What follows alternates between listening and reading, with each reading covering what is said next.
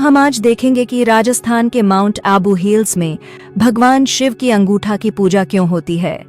दोस्तों, आपको यह बता दें कि यह शिव पुराण कथा का 17वां एपिसोड है।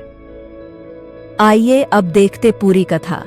भगवान महर्षि भृगु ब्रह्मा जी के मानस पुत्र थे।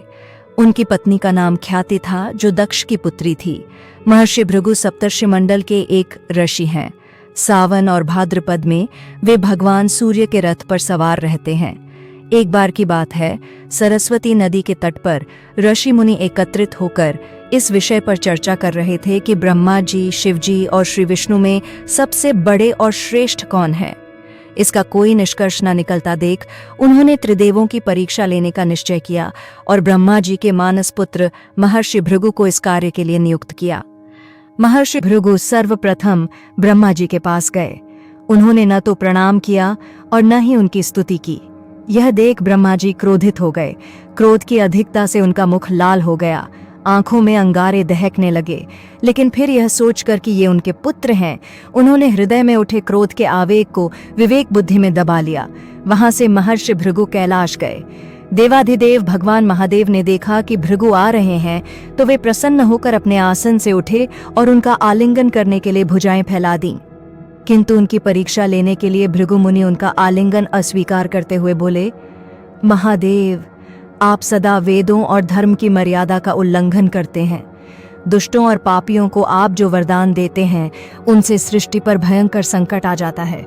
इसलिए मैं आपका आलिंगन कदापि नहीं करूंगा। उनकी बात सुनकर भगवान शिव क्रोध से तिलमिला उठे। उन्होंने जैसे ही त्रिशूल उठाकर उन्हें मारना चाहा, वैसे ही भगवती सती ने बहुत अनुनय विनय कर किसी प्रकार से उनका क्रोध शांत किया। इसके बाद भृगु मुनि वैकुंठ लोक गए। उस समय भगवान श्री विष्णु देवी लक्ष्मी की गोद में सिर रखकर लेटे थे। भृगु ने जाते ही उनके वक्ष पर एक तेज लात मारी। भक्त वत्सल भगवान विष्णु शीघ्र ही अपने आसन से उठ खड़े हुए और उन्हें प्रणाम करके उनके चरण सहलाते हुए बोले, भगवान, आपके पैर पर चोट तो नहीं लगी? कृपया इस आसन पर विश्राम कीजिए। भगवान, मुझे आपके शुभ आगमन का ज्ञान न था, इसलिए मैं आपका स्वागत नहीं कर सका। आपके चरणों का स्पर्श तीर्थों को पवित्र करने वाला है। आपके चरणों के स्पर्श से आज मैं धन्य हो गया। भगवान विष्णु का यह प्रेम व्यवहार देखकर महर्षि भृगु की आंखों से आंसू बहने लगे। उसके बाद वे ऋषि मुनियों के पास लौट आए और ब्रह्मा जी, शिव जी और श्री विष्णु के यहाँ के सभी अनुभव विस्तार से कह बताया। उनके अनुभव सुनकर सभी ऋषि मुनि बड़े हैरान हुए और उनके सभी संदेह दूर हो गए। तभी से वे भगवान विष्णु को सर्वश्रेष्ठ मानकर उनकी पूजा अर्चना करने लगे। वास्तव में उन ऋषि मुनियों ने अपने लिए नहीं, बल्कि मनुष्यों के संदेहों को मिटाने के लिए ही ऐसी लीला रची थी। दोस्तों, आपको हमारे चैनल पर नए हो तो चैनल को सब्सक्राइब करें और वीडियो को लाइक जरूर करें। दोस्तों, जब भगवान शंकर जिसके आराध्य हों या फिर अगर कोई साधक भगवान शंकर का ध्यान करता हो, तो उनके बारे में कई भाव मन में प्रस्फुटित होते हैं। जैसे कि भगवान शंकर त्रिशूल लिए साधना पर बैठे हैं। उनका तीसरा नेत्र यानी भ्रिकुटी बंद है। उनकी जटाओं से गंगा प्रवाहित हो रही है। उनका शरीर समुद्र मंथन के समय विषपान करने की वजह से नीला दिख रहा है। भगवान शंकर की जटाओं और शरीर के इर्द गिर्द कई सांप लिपटे हुए हैं। शिव के मस्तक पर एक ओर चंद्र है तो दूसरी ओर महाविषधर सर्प भी उनके गले का हार है। उनके परिवार में भूत प्रेत, नंदी, सिंह, सर्प, मयूर व मूषक सभी का संभाव देखने को मिलता है। साधन क्रम में विचार सागर में कई विचारों का आगमन होता है। भगवान शंकर के बारे में कई कथा कहानियां पुराणों, धार्मिक ग्रंथों में वर्णित है। उनसे जुड़ी कई कथाएं साधकों को उनसे जोड़े रखती हैं और साधकों के लिए वह प्रेरणादायी भी है। पौराणिक मान्यताओं में भगवान शंकर और सर्प का जुड़ाव गहरा है, तभी तो वह उनके शरीर से लिपटे रहते हैं। यह बात सिर्फ मान्यताओं तक ही सीमित नहीं है, बल्कि यह इस कलयुग में भी हकीकत में परिलक्षित होती दिखती है। यूं तो भगवान जनता जनार्दन के लिए अपनी कृपा बरसाने में अति दयालु है, लेकिन कहते हैं कि अगर आपको भगवान शंकर के दर्शन ना हो और अगर सर्प के दर्शन हो जाएं, तो समझिए कि साक्षात भगवान शंकर के ही दर्शन हो गए। हम चल रहे हैं राजस्थान के माउंट आबू में। माउंट आबू राजस्थान का इकलौता हिल स्टेशन है जो अर्धकाशी भी कहलाता है। पौराणिक मान्यताओं और पुराणों के मुताबिक माउंट आबू अर्धकाशी इसीलिए कहलाता है क्योंकि यहाँ भगवान शंकर के 108 छोटे बड़े मंदिर हैं। दुनिया की इकलौती जगह जहाँ भगवान शंकर नहीं, उनके शिवलिंग भी नहीं, बल्कि उनके अंगूठे की पूजा होती है। माउंट आबू में ही अचलगढ़ दुनिया की इकलौती ऐसी जगह है जहाँ भगवान शिव के अंगूठे की पूजा होती है। भगवान शिव के सभी मंदिरों में तो उनके शिवलिंग की पूजा होती है, लेकिन यहाँ भगवान शिव के अंगूठे की पूजा होती है। यहीं पर एक मंदिर है पांडव गुफा के करीब, जहाँ के बारे में कहा जाता है पांडवों ने अज्ञातवास के दौरान कुछ समय यहाँ बिताया था। शिव मंदिर में बीते सोमवार को भगवान शंकर को जल और दूध से नहलाने पहुंचे श्रद्धालुओं को लगा जैसे भोले एक विशालकाय नाग के रूप में प्रकट हो गए। मंदिर भोले की जयकारों से गूंज रहा था।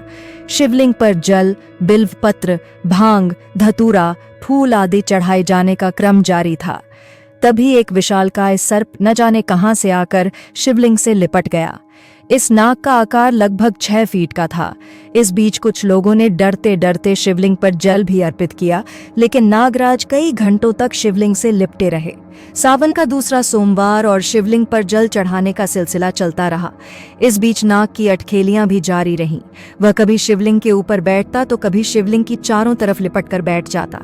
लोग हैरान थे, लेकिन जो लोग वहां थे उनके मुताबिक ये हैरानी उस सांप को नहीं थी। वह शायद निर्भय होकर आनंद की अनुभूति कर रहा था। इतने लोगों के बीच कोई सांप लगभग 6 घंटों तक शिवलिंग से लिपटा रहा। लोग टकटकी लगाए देखते रहे। कुछ लोगों के लिए भोले सर्प के रूप में शिवलिंग से आकर लिपटे थे, तो कुछ लोग उस पल को शिद्दत से महसूस करना चाह रहे थे। यही वजह थी कि मंदिर में भीड़ बढ़ने लगी। इलाके में खबर फैलने लगी। अचानक सर्प गायब हो गया। वहां श्रद्धालुओं के चढ़ाए पुष्प और फल तो दिख रहे थे, लेकिन सर्प नहीं। सांप इंसानों के लिए खतरनाक होता है, लेकिन यह बात भी सच है कि उसे हम इंसानों से ज्यादा डर लगता है। आस्था, विश्वास की परिभाषा आध्यात्म की सीमा रेखा में सब कुछ मानने पर ही निर्भर है। स्थानीय लोगों के मुताबिक माउंट आबू के उन मंदिरों में जो जंगल के बीचों बीच है, वहां इस प्रकार की घटनाएं सावन के महीने में सोमवार को या फिर शिवरात्रि के मौके पर जरूर होती है। पिछले वर्ष इन्हीं जंगलों के एक शिव मंदिर में पंचमुखी 5 मुंह वाला सांप दिखा था। ये घटनाएं ये सिद्ध करती है कि शिव, शिवलिंग और सर्प का गहरा नाता है। यह रिश्ता इंसानी समझ से परे है। क्या माने क्या ना माने, यह हमारे विवेक पर निर्भर करता है। कुछ लोगों के लिए यह भोले का रूप हो सकता है, तो कुछ के लिए कोरा अंधविश्वास। लेकिन यह बात सोचने पर जरूर विवश करती है कि हजारों की भीड़ में एक सांप 6 घंटे तक शिवलिंग से कैसे लिपटा रहा, वह भी भोले के जयकारों और मंदिर में बजती घंटियों के बीच। भगवान श्री कृष्ण ने अर्जुन से कहा, तुम शंकर जी के पास जाओ। शंकर जी के पास पाशुपत नामक एक दिव्य सनातन अस्त्र है, जिससे उन्होंने पूर्व काल में सारे दैत्यों का संहार किया था। यदि तुम्हें उस अस्त्र का ज्ञान हो तो अवश्य ही कल जयद्रथ का वध कर सकोगे। उसके बाद अर्जुन ने अपने आप को ध्यान की अवस्था में कृष्ण का हाथ पकड़े देखा। कृष्ण के साथ वे उड़ने लगे और सफेद बर्फ से ढके पर्वत पर पहुंचे। वहां जटाधारी शंकर विराजमान थे। दोनों ने उन्हें प्रणाम किया। शंकर जी ने कहा, वीरवरों, तुम दोनों का स्वागत है। उठो, विश्राम करो और शीघ्र बताओ तुम्हारी क्या इच्छा है। भगवान शिव की यह बात सुनकर श्री कृष्ण और अर्जुन दोनों हाथ जोड़े खड़े हो गए और स्तुति करने लगे। अर्जुन ने मन ही मन दोनों का पूजन किया और शंकर जी से कहा, भगवान, मैं आपका दिव्य अस्त्र चाहता हूँ। यह सुनकर भगवान शंकर मुस्कुराए और कहा, यहाँ से पास ही एक दिव्य सरोवर है, मैंने वहाँ धनुष और बाण रख दिए हैं। बहुत अच्छा कहकर दोनों उस सरोवर के पास पहुंचे। वहां जाकर देखा तो 2 नाग थे। दोनों नाग धनुष और बाण में बदल गए। इसके बाद वे धनुष और बाण लेकर कृष्ण अर्जुन दोनों शंकर भगवान के पास आ गए और उन्हें अर्पण कर दिए। शंकर भगवान की पसली से एक ब्रह्मचारी उत्पन्न हुआ, जिसने मंत्र जप के साथ धनुष को चढ़ाया। वह मंत्र अर्जुन ने याद कर लिया और शंकर जी ने प्रसन्न होकर वह शस्त्र अर्जुन को दे दिया। यह सब अर्जुन ने स्वप्न में ही देखा था।